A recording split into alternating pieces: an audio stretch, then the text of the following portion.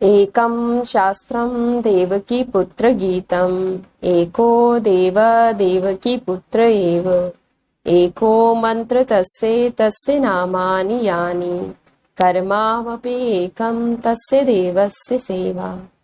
हरे राम राम राम हरे हरे, हरे कृष्ण कृष्ण कृष्ण हरे हरे।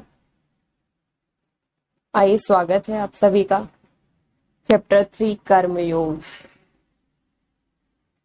तो इसमें कोई भी कर्म हम जो कर रहे हैं, are we working for profit और फॉर कोज, लाभ के लिए कर रहे हैं या किसी कारण के लिए कर रहे हैं। कर्म किसी कारण के लिए किया जा रहा है। इसको हम चेक करें तो जैसे कामना की वजह से किया जा रहा है या सौभाग्य की वजह से किया जा रहा है। जैसे एक सिंपल सा स्पिरिचुअल एग्जांपल ले लें तो अगर हम किसी दिन बिहारी जी के मंदिर में गए और हमें वहां पे मार्जरी सेवा करने का मौका मिला, तो हम केवल ये सोचें कि अरे ये काम मुझे मिल गया है, तो वो या फिर इसलिए करें कि बिहारी जी मेरा बिजनेस बढ़ा देंगे, बिहारी जी जल्दी से शादी करा देंगे, बिहारी जी पड़ोसी का नुकसान करवा देंगे। तो ये कामना के लिए किए गए विषय हैं।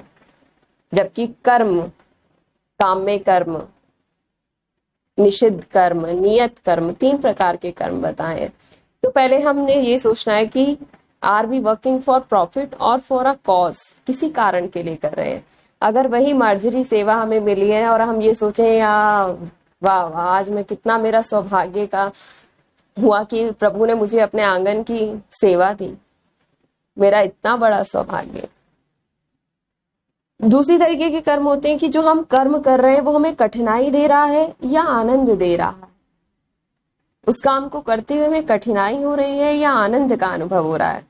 माने माताएं घर में खाना बनाती हैं, तो अगर वो अपने बेटे के लिए जो विदेश से अभी लौट कर आ रहा है खाना बनाए, तो उन्हें उसको आनंद की अनुभूति होगी कि नहीं ये भी बना दूं, वो भी बना दूं, मेरे बेटे को ये भी पसंद है, ये भी पसंद है। पर अगर कोई ससुराल से आ गया जिनको माताएं नहीं पसंद करती हैं, तो उनके लिए वही खाना बनाना एक कठिनाई का काम हो जाएगा। तो ये कर्म में अंतर है कि कर्म हमें कठिनाई दे रहा है या आनंद दे रहा है। किसी भी कर्म का चिंतन करते समय हमें स्ट्रेस हो रहा है या शांति मिल रही है। कोई भी काम हम सोच रहे हैं तो उस काम को करने के लिए, मान लीजिए कि अगर हमारा पढ़ने में इंटरेस्ट है तो हम ये सोचेंगे कि अगर हम किसी बाहर फंक्शन में हैं तो कब जाएं उसको पढ़ लें, तो वो हमें शांति देगा।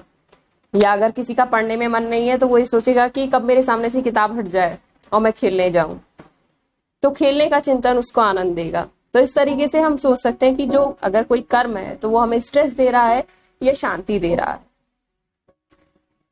जो कर्म आप कर रहे हैं वो आपको बांध रहा है या मुक्त कर रहा है। जो कर्म आप कर रहे हैं, इज इट पॉल्यूटिंग यू और purifying you.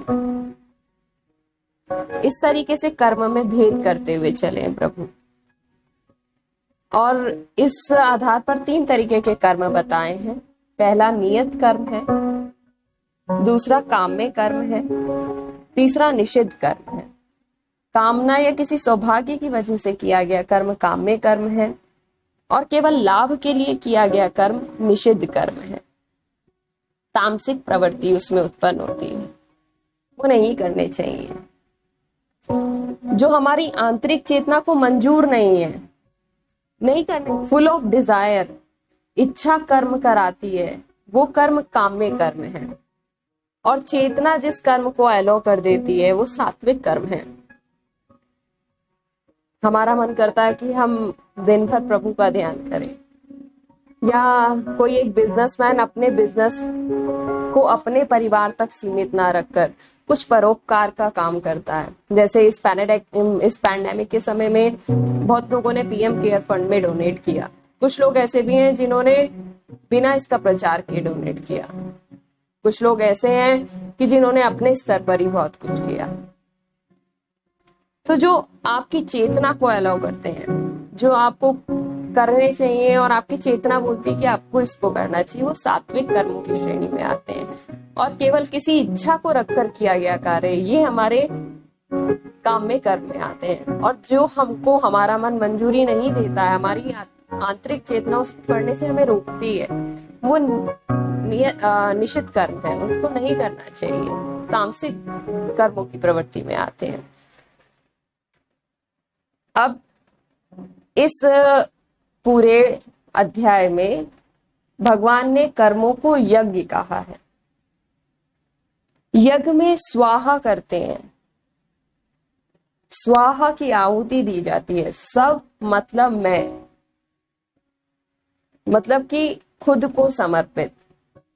Selfless attitude is the main motive of our karma. जो कर्म हम कर रहे हैं उसके पीछे हमारा सेल्फलेस मोटिव होना चाहिए, डिजायरलेस एक्शन होने चाहिए।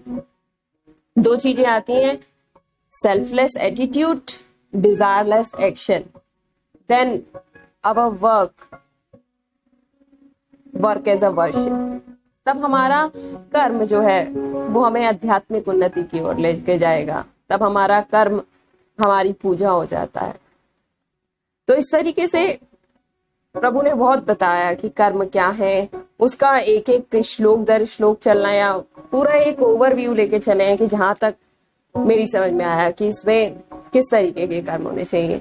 केवल हिलना डुलना ही कर्म नहीं है, कर्म के पीछे का उद्देश्य क्या है, वही उस कर्म को सदकर्म और दुष्कर्म में भेद करवाता है।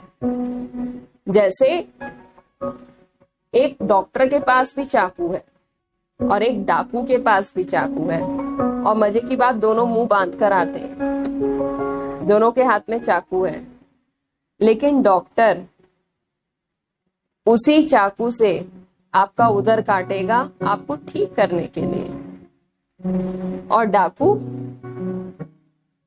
आपका उदर काटेगा आपकी जान लेने के लिए। तो इसके पीछे जो अंतर करते हैं वो उनके कर्म है। इन दोनों का मूल उद्देश्य क्या है, वो उनका कर्म बनाते हैं। कर्म किस कारण से किए गए हैं, ये मेन इसमें मोटिव है। वही कर्म को सदकर्म और दुष्कर्म में भेद कराते हैं। What is the motive behind our action, यही हमारे कर्म को सदकर्म और असद में भेद कराते हैं। पूरे चैप्टर के ओवरव्यू में इतना मुझे समझ में आया तो वो आप तक पहुंचाने का प्रयास किया। अब इसके आगे चैप्टर नंबर 4 पर बढ़ेंगे, तब तक के लिए श्री राधे।